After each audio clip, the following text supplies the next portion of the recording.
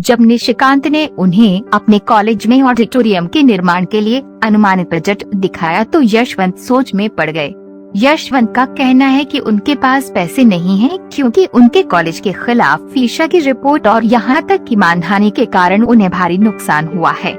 सबसे गंभीर आरोप अपने अस्थायी स्टाफ को स्थायी न करने का है और अगर वे अपने स्टाफ को स्थायी कर देंगे तो ईशा की रिपोर्ट का कोई मतलब नहीं रह जाएगा। निशी कहता है कि वह उन्हें जल्द से जल्द स्थायी कर देगा और ईशा की रिपोर्ट फेल कर देगा। यशवंत का कहना है कि वे उनके भाई की तरह हैं। सावी ईशा को एक 5 सितारा होटल में ले जाती है। ईशा का कहना है कि वे इतने महंगे होटल में नहीं रह सकती। ईशा का पुराना छात्र अंकुर उसके पास आता है और उसके पैर छूता है। ईशा उसे पहचानती है। अंकुर का कहना है कि वे इस होटल का मैनेजर है और इसका श्रेय ईशा की पढ़ाई को देता है। वह कहता है कि उसे सावी से उसकी दुर्घटना के बारे में पता चला और उसने उसे तब तक अपने होटल में स्थानांतरित करने के लिए कहा जब तक वे ठीक नहीं हो जाती। ईशा कहती है कि वे यहाँ नहीं रह सकती। अंकुर उससे अनुरोध करता है कि वे उसे अपनी सेवा करने का मौका दे। ईशा सहमत हो जाती है और कहती है कि वे अपनी सुविधा के अनुसार भुगतान करेगी।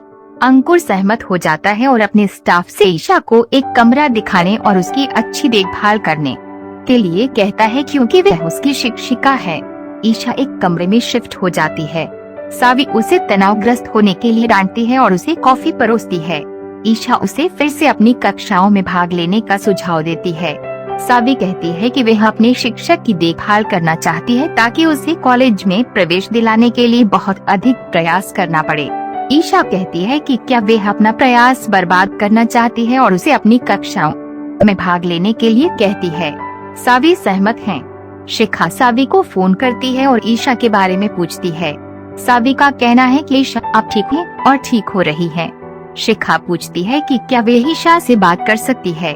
सावी ईशा को फोन देती है।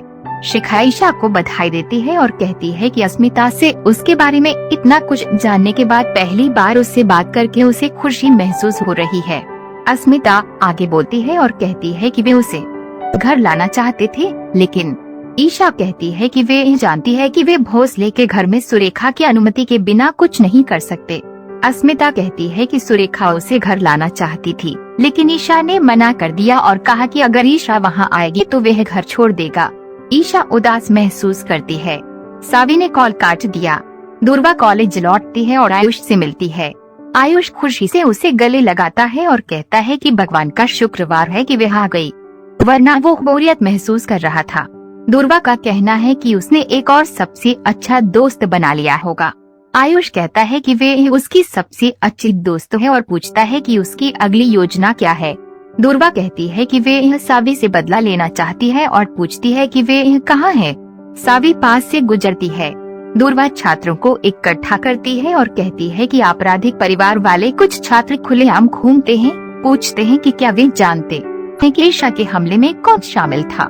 सावी कहती है कि उसके पास भी उनके लिए एक खबर है। क्या वे जानते हैं कि गणपति पंडाल में आग किसने लगाई और किसने नव्या को शीला थॉमस की सचिव कहा।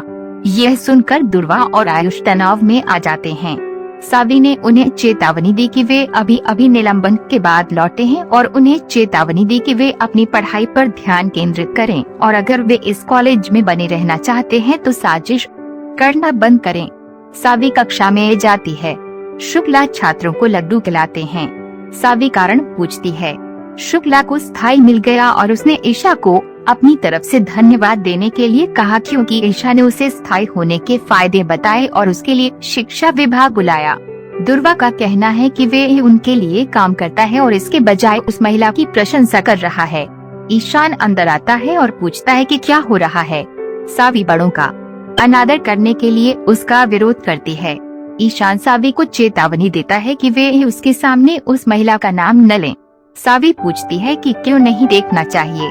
ईशान उसे क्लास से बाहर जाने के लिए कहता है। सावी ने उससे माफी मांगी।